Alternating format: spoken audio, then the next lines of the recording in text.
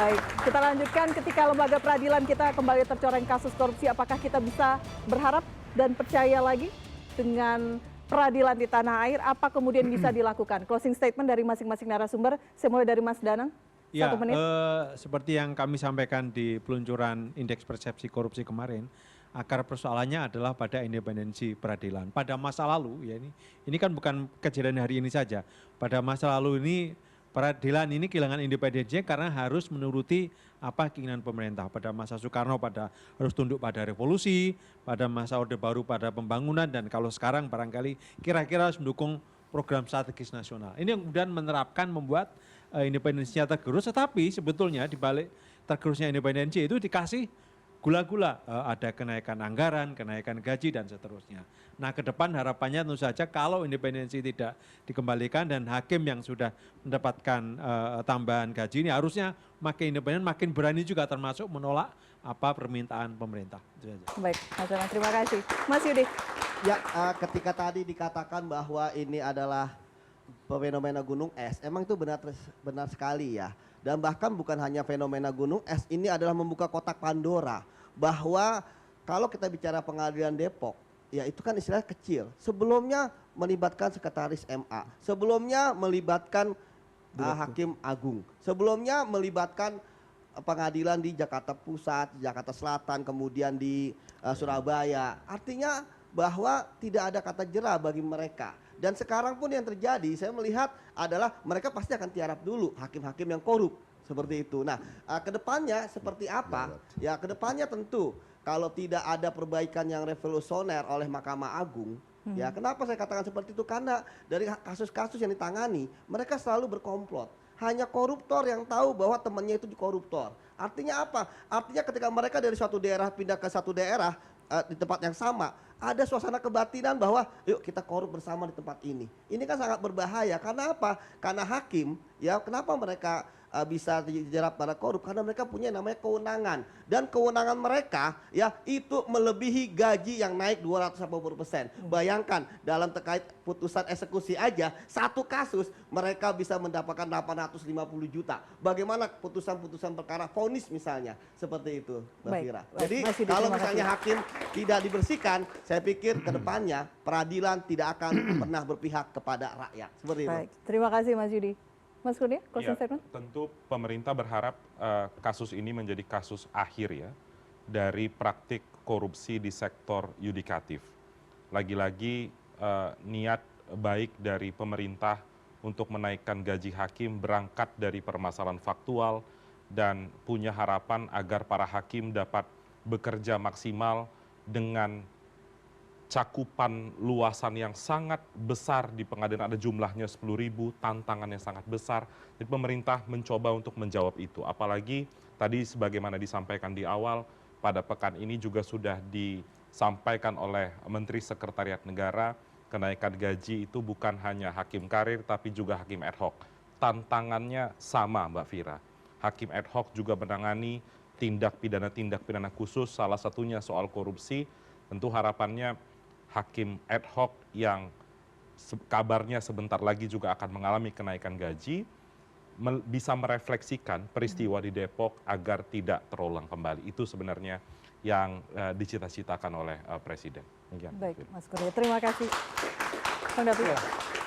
Tingkat kesejahteraan yang ada, ya itu layak didapatkan oleh hakim yang kokoh integritasnya, yang selalu meningkatkan kompetensinya, yang peduli pada rasa keadilan masyarakat dan kemudian menuangkannya dalam putusan-putusan yang hebat, ya.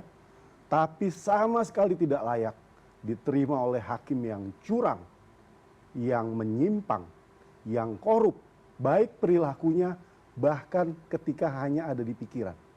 Jadi kalau menurut saya ini waktunya untuk hakim-hakim yang bersih di 800-an satuan kerja pengadilan di seluruh Indonesia muncul ke permukaan. Tunjukkan kepada publik, tunjukkan kepada pembayar pajak bahwa memang Anda adalah orang-orang yang layak untuk mendapatkan kesejahteraan tersebut. Bikin putusan yang menyenangkan masyarakat, yang menunjukkan bahwa kita bisa mengandalkan lembaga peradilan untuk menyelesaikan permasalahan hukum kita. Begitu Mbak Fira. Oke, baik. Terima kasih. Prof, closing statement. Terima kasih. Jadi saya pun mau mengambil hikmatnya daripada penangkapan pimpinan Pengadilan Negeri Depok ini ya. Ini karena tadi juga disampaikan oleh rekan Pak siapa? Mas Dana. Pak Mas Dana. Hampir di semua lini pengadilan negeri pasti ada permasalahan kelambatan eksekusi. Jadi tolong mohon maaf ini kepada pimpinan Mahkamah Agung selaku pengawas internal ya, yang langsung masuk kepada teknis untuk mengaudit seluruh pelaksanaan eksekusi yang dipandang ada permasalahan-permasalahan, mengapa itu lambat, mungkin ada alasan yang dapat diterima atau yang tidak. Kalau memang ada alasan yang tidak dapat diterima, itu segera berikan tindakan tegas terhadap mereka sehingga tidak terjadi lagi problematik pelaksanaan eksekusi di seluruh Indonesia. Itu satu. Kedua, saya tertarik tadi yang dibilang Pak Gaddafi mengenai pengauditan putusan hakim yang profesional. Saatnya pimpinan Mahkamah Agung melalui jajarannya lah ya, mengaudit seluruh putusan pengadilan, seluruh putusan hakim maksud saya, yang benar-benar profesional, ya, yang seharusnya memang harus seperti itu. Jadi bukan ada istilah dionslahkan misalnya kalau pidana, padahal seharusnya dia dihukum bersalah. Nah ini pasti bisa tim audit bekerja sama bila perlu dengan KY ya, bekerja sama. Walaupun ini memang dilarang KY untuk mengadakan masuk ke teknis perkara, tetapi dalam undang-undang kekuasaan kehakiman kalau nggak salah pasal 42 Iya, bisa melakukan terhadap perkara yang sudah mempunyai kekuatan hukum tetap dapat dieksaminasi dalam rangka rekomendasi mutasi hakim. Iya, sekaligus itu menjadi rekomendasi untuk promosikan hakim kemanapun jadinya. Jadi ini hakim-hakim yang progresif dan profesional ini perlu terus dibina. Sedangkan mereka-mereka yang putusannya dipertanyakan ada apa maksudnya di sini, ini perlu diberikan bila perlu sanksi, kode etik. Ya, saya tidak setuju memang kalau sudah terjadi tangkap tangan kepada hakim lalu sibuk dengan mencari kode etik. Nah, nggak ada guna lagi kan. Jadi lebih bagus sebelum terjadi penangkapan, lakukanlah pencegahan sedini mungkin, baik oleh Mahkamah Agung sebagai pengawas internal maupun Komisi Yudisial selaku pengawas eksternal. Penguatan untuk pencegahan. Baik, Ya, terima kasih. Sebagai penutup, Baik, Bang Saad. izinkan saya berdiri hormatnya kepada panggung ini, Vira. Karena yang dirampok oleh hakim itu adalah uangnya adik-adik saya mahasiswa ini yang mestinya mereka belajar di rumah sekarang. Karena dari pajak-pajak orang inilah yang membiayai 280% dinaikkan. Maksud saya begini, karena ini head to head, penyelesaian korupsi itu harus holistik. Maksud saya gini, setiap kita ini punya pahlawan dalam konteks memberantas korupsi. Karena ujungnya itu hanya di pengadilan. Maksud saya begini, teman-teman mahasiswa juga ada kecurangan di kampusmu, ada kecurangan di temanmu. Mulailah, dosen yang nggak bener laporin.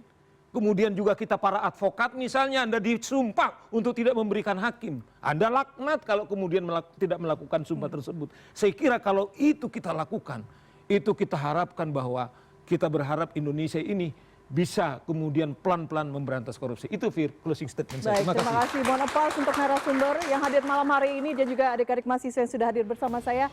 Saya tutup dengan pernyataan kesejahteraan hakim adalah keharusan tetapi bukan jaminan kebal korupsi. Karena korupsi bukan sekedar soal kurang, melainkan soal berani melanggar. Sebab gaji bisa dinaikkan lewat kebijakan, tapi kepercayaan publik hanya lahir dari putusan yang bersih dan juga tak pernah bisa dibeli. Saya Elvira Khairunisa pamit, terima kasih Anda sudah bersama kami. Kita jumpa pekan depan di Head to Head with Elvira. Selamat malam.